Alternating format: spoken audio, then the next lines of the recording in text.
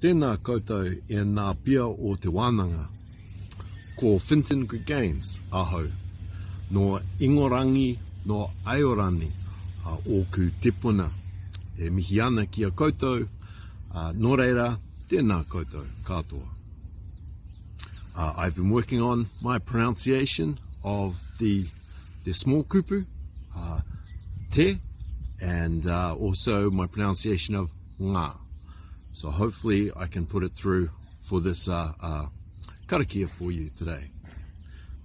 Nō reira, he karakia tēnei, e hangai ana he timatanga hou. Ko te pū, te more, te weu, te aka, te rea.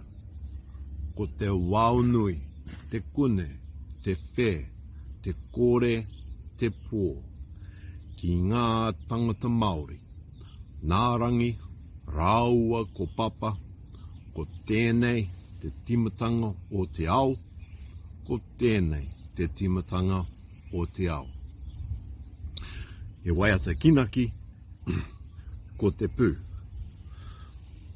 Ko te pū, te more, te weu, te aka, te area.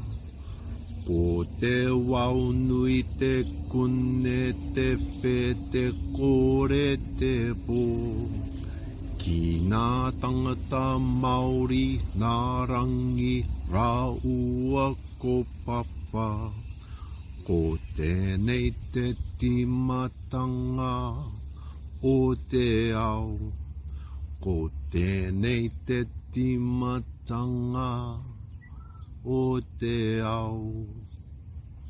E rongo, whakairia ki runga ki a tina, tina. Haumie, huie, tāiki e.